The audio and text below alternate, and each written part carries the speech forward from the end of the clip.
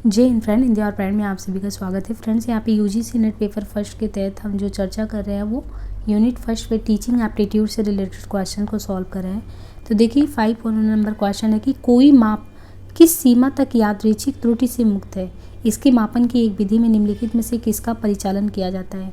Content validity यानी विषय वस्तु वैधता का, एक्सपेरिमेंटर्स बायस प्रयोगकर्ता की पूर्व धारणा का, टेस्ट रीटेस्ट रिलायबिलिटी परीक्षण पुनः परीक्षण विश्वसनीयता का, या डिमांड कैरेक्टरिस्टिक्स मांग अभिलक्षण का। तो यहाँ पे हमें देखना है कि कोई माप किस सीमा तक यादृच्छिक त्रुटि से मुक्त, इसके मापन की एक विधि परीक्षण पुनः परीक्षण विश्वसनीयता है। विश्वसनीयता ज्ञात करने की परीक्षण पुनः परीक्षण विधि सर्वाधिक सरल एवं स्पष्ट विधि। इस विधि में परीक्षण को 2 बार छात्रों के किसी समूह पर प्रशासित किया जाता है, जिससे प्रत्येक छात्र के लिए 2 प्राप्तांक प्राप्त हो जाते हैं। परीक्षण के प्रथम प्रशासन तथा परीक्षण के द्वितीय प्रशासन से प्राप्त अंकों के बीच सहसंबंध गुणांक की गणना कर ली जाती है। यदि आपको स्पेयरमैन के रो का परिकलन करना हो तो आप किस प्रकार के आंकड़े प्रविष्ट करेंगे। यदि आपको स्पेयरमैन के रो का परिकलन करना हो तो आप किस प्रकार के आंकड़े प्रविष्ट करेंगे। तो ये है रैंक। यदि हमें स्पेयरमैन के रो का परिकलन करना हो तो हम रैंक प्रकार के आंकड़ों का उपयोग करेंगे। कभी कभी शोधकर्ता को अपने शोध से दोनों चरों पर आंकड़े क्रम सूचक मापने पर प्राप्त होते हैं। ऐसी परिस्थिति में गुणन आघूर्ण विधि द्वारा अर्थात पियर्सन आर द्वारा सहसंबंध ज्ञात किया जाना संभव नहीं होता है। ऐसी परिस्थिति में कोटि अंतर का उपयोग करके सहसंबंध ज्ञात किया जाता है। निम्नलिखित में से परीक्षण के किस प्रकार में एक विद्यार्थी के दूसरे विद्यार्थी के कार्य निष्पादन के साथ परस्पर तुलना की जाती है। तो ये है मानक संदर्भित परीक्षण। मानक संदर्भित परीक्षण जो होता है उसमें एक विद्यार्थी के दूसरे विद्यार्थी के कार्य निष्पादन के साथ परस्पर तुलना की जाती है। एक पाठ्यचर्या का परीक्षण एक निश्चित निष्कर्ष जिसे निकष संदर्भित परीक्षण CRT कहते हैं, अथवा एक सामान्य वितरण जिसे मानक संदर्भित परीक्षण NRT कहते हैं, जैसे एक मानक के संबंध में किया जा सकता है। साधारणतः भारतीय स्कूल पद्धति में हम मानक संदर्भित परीक्षण का प्रयोग करते हैं, जहाँ परीक्षण के परिणामों का प्रयोग पाठ्यचर्या के 2 सेटों का मिलान करने के लिए किया जाता है। निम्नलिखित में से कौन सा इसमें से है जो अधिकतम निष्पादन परीक्षण का एक एग्जाम्पल है। तो वो है अभिक्षमता परीक्षण। अभिक्षमता परीक्षण अधिकतम निष्पादन परीक्षण का एक एग्जाम्पल है। अभिक्षमता परीक्षण वो होता है जिसकी रचना किसी विशेष प्रकार की तथा सीमित क्षेत्र की क्रिया करने की बीजभूत योग्यता के मापने के लिए होते हैं। अभिक्षमता मापन हेतु अभिक्षमता परीक्षणों का उपयोग किया जाता है। प्रकृति के आधार पर अभिक्षमता परीक्षण 3 प्रकार के होते हैं। एक तो सामान्य अभिक्षमता परीक्षण है, दूसरा भेदक है, तीसरा विशिष्ट है। उद्देश्य अनुमान करना अथवा उन व्यक्तियों की पहचान करना जो किसी खास दिशा में विकसित होने की क्षमता रखते हैं, जिनके किसी विशिष्ट प्रशिक्षण से सर्वाधिक लाभान्वित होने की संभावना होती है। इस लक्ष्य की प्राप्ति के लिए आप कौन सा परीक्षण करेंगे। Aptitude intelligent test, personality test, prognostic test. तो यहाँ पे देखिए हम कौन सा टेस्ट करेंगे, एप्टीट्यूड का। ये अनुमान करना अथवा उन व्यक्तियों की पहचान करना जो किसी खास दिशा में विकसित होने की क्षमता रखते हैं, जिनको किसी विशिष्ट प्रशिक्षण से सर्वाधिक लाभ होता है। इस लक्ष्य की प्राप्ति के लिए अभिक्षमता परीक्षण का उपयोग करेंगे। सभी प्रकार की प्रवेश परीक्षाएं अधिक्षमता परीक्षण के तहत ही आती हैं। देखिए यहाँ पे लर्निंग एंड लर्नर से क्वेश्चन है कि निम्नलिखित में से क्या सहकारी अधिगम की विशेषताओं से जुड़ा नहीं है। Which among the following is not related to characteristic of cooperative learning. अच्छे अधिगम वाले सामाजिक कौशल को विकसित करने वाले अनुभव, विद्यार्थी समूह में अत्यधिक कार्य से दबे हुए महसूस करना, विद्यार्थियों के साथ सकारात्मक संबंध निर्माण करना, या एक दूसरे को व्यक्तिगत ध्यान व सहायता देना। तो यहाँ पे हमें समझना है सहकारी अधिगम की विशेषताएं कौन सी हैं। छात्र 2 से 5 सदस्यों के छोटे समूह में मिलकर कार्य करें, छात्र सकारात्मक रूप से अन्योन्याश्रित हों, संरूपित गतिविधियों का उपयोग करते हों, अच्छे अधिगम एवं सामाजिक कौशल को विकसित करने का अनुभव हो, छात्रों के साथ सकारात्मक संबंध का निर्माण हो और एक दूसरे को व्यक्तिगत ध्यान एवं सहायता दें। विद्यार्थी सीखते एक साथ हैं परंतु निष्पादित अकेले करते हैं। सिद्धांत निम्न में से किसका एग्जाम्पल है। व्यक्तिगत दायित्व का सकारात्मक अंतर्निर्भरता का आमने सामने की अंतरक्रिया का। तो ये इंडिविजुअल अकाउंटेबिलिटी पे डिपेंड करता है। यानी व्यक्तिगत दायित्व से मतलब क्या है, प्रत्येक में ये विश्वास होना चाहिए कि हर कोई अपने प्रदर्शन एवं अधिगम के प्रति रिस्पॉन्सिबल है। विद्यार्थी सीखते तो एक साथ है लेकिन परफॉर्मेंस वो अकेले में करते हैं। सिद्धांत इसी व्यक्तिगत दायित्व को ही दिखाता है। नीचे 2 कथन दिए हैं। पहला कह रहा है कि सत्व सिद्धांतकार असफलता को किसी योग्यता के न होने के रूप में परिभाषित करते हैं। दूसरा है कि वर्तमान सिद्धांतकार असफलता को प्रयास न किए जाने के रूप में परिभाषित करते हैं। इन कथनों में से हमें सही देखना है, तो दोनों ही कथन सही है। इकाई सत्व सिद्धांतकारों का मानना है कि बुद्धि एक व्यक्तिगत गुण है जिसे बदला नहीं जा सकता। इसका मतलब है कि इकाई यानी सत्व सिद्धांतकारों के अनुसार क्षमता की कमी के कारण विफलता होती है। बुद्धिशील यानी वर्तमान सिद्धांतकारों का मानना है कि पर्याप्त प्रयासों के माध्यम से बुद्धि प्राप्त कर सकते हैं। इसका ये मतलब है कि वृद्धिशील सिद्धांतकारों के अनुसार प्रयासों की कमी के कारण जो है ये अगर प्रयास नहीं करेंगे तो विफलता ही जो है हाथ लगती है। ज्ञान प्रबंध के लिए आवश्यक लेखाचित्र संगठक और बुद्धि उपकरण का प्रकार क्या है, जो दूसरों के साथ सहयोग से बनाए गए लेखाचित्रों द्वारा अधिगमकर्ता की व्याख्या करने, प्रस्तुत करने एवं सूचना को व्यवस्थित करने में मदद करता है। तो इनमें से वो कौन सा सही होगा? तो यहाँ पे देखिए कि ज्ञान प्रबंध के लिए जो आवश्यक लेखाचित्र संगठक और बुद्धि उपकरण का प्रकरण वो अवधारणा मानचित्रण का है, जो दूसरों के साथ सहयोग में बनाए गए लेखाचित्र द्वारा अधिगमकर्ता की व्याख्या करने, प्रस्तुत करने और सूचना को व्यवस्थित करने में मदद कर सकता है।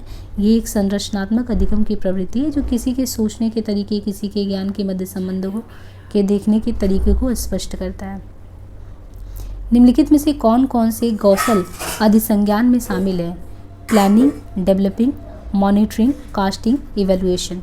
तो यहाँ पे हम क्रमशः यदि देखें तो अधिसंज्ञान अधिगम और समस्या समाधान से संबंधित विचार प्रक्रिया को व्यवस्थित और मूल्यांकित करने की अनुमति प्रदान करता।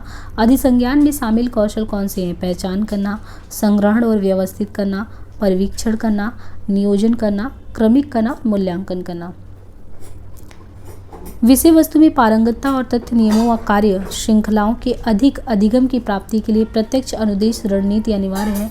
पारंगतता यानी मास्टरी अधिगम हेतु प्रत्यक्ष अनुदेश श्रृंखला की पहचान करनी है। तो उसमें होगा प्रगति की निगरानी व निदान यानी monitor and diagnose progress, teach reteach अध्यापन पुनः अध्यापन, provide feedback, present new content नव विषय वस्तु प्रस्तुत करना या प्रैक्टिस। तो यहाँ पे हमें देखना है कि विषय वस्तु में पारंगतता और तथ्य नियमों और कार्य श्रृंखलाओं के अधिक अधिगम की प्राप्ति के लिए प्रत्यक्ष अनुदेश रणनीति अनिवार्य है। पारंगतता अधिगम हेतु प्रत्यक्ष अनुदेश श्रृंखला का सही क्रम है प्रगति की निगरानी व निदान, नव विषय वस्तु प्रस्तुत करना, अभ्यास, प्रतिपुष्टि, अध्यापन पुनः अध्यापन। नीचे दो कथन दिए गए। पहला है समकालीन शिक्षा का प्रारंभ इस आधार से होता है कि हम सामुदायिक यथार्थ से सन्निहित हैं। हम इस सामुदायिक यथार्थ को सही और अच्छी तरह तब तक नहीं जान सकते जब तक कि हम स्वयं समुदाय में उसके साथ चेतन और सक्रिय रूप से बोध प्राप्त करने वालों के रूप में नहीं हो।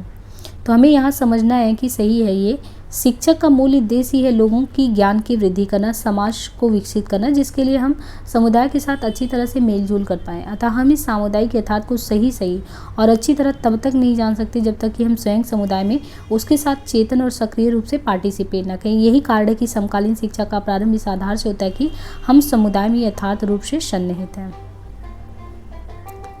भौतिक रसायनवादी और वैज्ञानिक दार्शनिक पाइकिल पोलियोनी ने तर्क दिया है कि हमारा सुव्यक्त बोध निहित मानव बोध की विशाल गुप्त परत पर निर्भर करता है।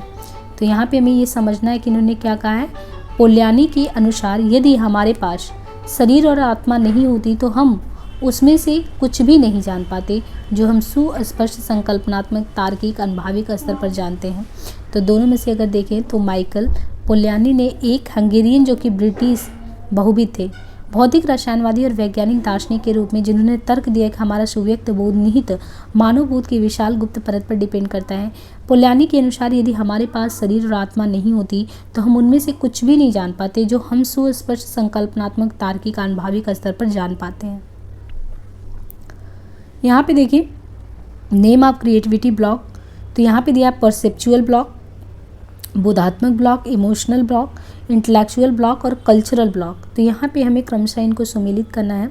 तो सृजनात्मक ब्लॉक का नाम देखें तो बोधात्मक जो ब्लॉक है ये समस्या को अलग करने में कठिनाई होती है। भावात्मक में कल्पना के क्षेत्रों तक पहुँच का अभाव, बौद्धिक ब्लॉक सूचना का अभाव या गलत सूचना, सांस्कृतिक ब्लॉक है ये विनोदशीलता केवल बच्चों के लिए ही होता है। इसमें उस उपागम का क्या नाम है जो शिक्षक के उन कथनों से संबंध रखता है जो विद्यार्थियों के उत्तर को विस्तृत रूप से समझाने के लिए प्रोत्साहित करता है, चाहे वह उनका अपना उत्तर हो या दूसरे विद्यार्थी का। तो इसमें कौन सा सही होगा? जांच पड़ताल। यानी उस उपागम का नाम जांच पड़ताल है जो शिक्षक के उन कथनों से जुड़ा होता है जो विद्यार्थी के उत्तर को विस्तृत रूप से समझाने के लिए प्रोत्साहित करता है, चाहे वह उनका अपना उत्तर हो या दूसरे विद्यार्थी का। इस उपागम की सहायता से विद्यार्थी ने कितना सीखा या कितना ज्ञानार्जन किया है और इसकी जांच की जा सकती है तथा शिक्षक द्वारा उसे एक निश्चित विषय पर गंभीरता से सोचने पर जोर भी दिया जाता है। निम्नलिखित में से कौन से निर्णय जाल डिसीजन ट्रैप प्रक्रमण कौशल से जुड़े होते हैं? Poor group process, ignoring negative feedback, not keeping record, taking shortcut, poor frame control. तो इनमें से देखिए निर्णय जाल वो प्रोसेस है जो दो या दो से अधिक विकल्पों में से सही का चुनाव करने में बाधित करती है। दिए गए विकल्पों में से निम्नलिखित निर्णय जाल प्रक्रमण कौशल से संबंधित है? दुर्बल समूह प्रक्रिया, नकारात्मक प्रतिपुष्टि को नजरअंदाज करना, शॉर्टकट लेना, अति आत्मविश्वास इत्यादि। अनुभाविक अध्ययनों ने दर्शाया कि महिला विद्यार्थियों का विज्ञान, तकनीक, अभियांत्रिकी और गणित जैसे विषयों में अल्प प्रतिनिधित्व है। इसके संभावित कारण क्या हो सकते हैं? तो महिला विद्यार्थीगण विषयों के साथ सहज अनुभव नहीं करता, महिला विद्यार्थीगण विषयों में उत्तम प्रदर्शन नहीं कर सकता, महिला विद्यार्थीगण का विषय में अभिरुचि का अभाव, या महिला विद्यार्थीगण नकारात्मक रूढ़िबद्धता के कारण धमकियों का सामना करता है, या महिला विद्यार्थीगण को उनके माता पिता के द्वारा स्टेम विषयों को लेने के लिए उत्साहित नहीं किया जाता। तो अनुभाविक अध्ययन में यही दर्शाया गया कि महिला विद्यार्थियों का विज्ञान, तकनीक, अभियांत्रिकी और गणित जैसे विषय में अल्प प्रतिनिधि, इसके प्रमुख कारण अधोलिखित हैं। महिला विद्यार्थीगण नकारात्मक रूढ़िबद्धता के कारण धमकियों का सामना करती हैं, महिला विद्यार्थीगण को उनके माता पिता के द्वारा स्टेम विषयों को लेने के लिए प्रोत्साहित नहीं किया जाता। नीचे दो कथन दिए हैं कि व्यवहार के सिद्धांत में प्रेक्षणीय व्यवहार पर ध्यान केंद्रित नहीं किया जाता। दूसरा है कि व्यवहार के सिद्धांत उपागम में सतत पूछताछ शामिल है। तो यहाँ पे हम क्रमशः देखें तो पहला कथन असत्य है, क्योंकि व्यवहार के सिद्धांत में प्रेक्षणीय व्यवहार पर ध्यान केंद्रित किया जाता है। सत्य दूसरा भी है, क्योंकि व्यवहार के सिद्धांत उपागम में सतत पूछताछ भी शामिल होता है। द्वंद्व समाधान के 4 आर कौन से हैं? तो द्वंद्व समाधान के 4 आर में कौन से हैं? रीडिंग, राइटिंग, रिस्पेक्ट, रिप्रिमेंड, भर्त्सना और रिजोल्यूशन। तो इसमें देखिए द्वंद्व समाधान के जो 4 आर दृष्टिकोण हैं उनमें कौन कौन से हैं? रीडिंग है, रेस्पेक्ट है, राइटिंग है, समाधान है। जैसे छात्र छात्राएं बड़े होते हैं, समुदाय, राज्य, राष्ट्रीय और अंतर्राष्ट्रीय स्तरों पर सामाजिक विषयों का अध्ययन उन्हें उपलब्ध कराया जाता है। इस प्रयोजन हेतु किस मॉडल को डिजाइन किया गया है? तो इसके लिए है विधि शास्त्रीय प्रेक्षा मॉडल। एक शिक्षण मॉडल है जो सामाजिक संपर्क की भूमिका पर जोर देता है और सूचना प्रसंस्करण और सामाजिक मुद्दों के मूल्यांकन के लिए प्रतिमान के रूप से केस स्टडी का जो है ये उपयोग करता है। नए मीडिया के कारण अधिगम अब निम्नलिखित में से इसका संग्रह नहीं है। तो अधिगम फैक्ट यानी तथ्यों का संग्रह नहीं रह गया है। युगों पहले अधिगम तथ्य आधारित होता यानी फैक्ट बेस्ड होता था, किंतु धीरे धीरे कई बदलाव से गुजरा था। आधुनिक समय में आईसीटी नई अधिगम को नई तकनीक उपलब्ध कराता है जिससे अधिगम में व्यापक दृष्टिकोण प्राप्त हो। अतः नए मीडिया के कारण जो आईसीटी का अंग है अधिगम तथ्यों का संग्रह नहीं रह गया है। तो यहाँ पे हम अब नेक्स्ट पार्ट में मिलते हैं, है ना। आज के लिए इतना ही, धन्यवाद।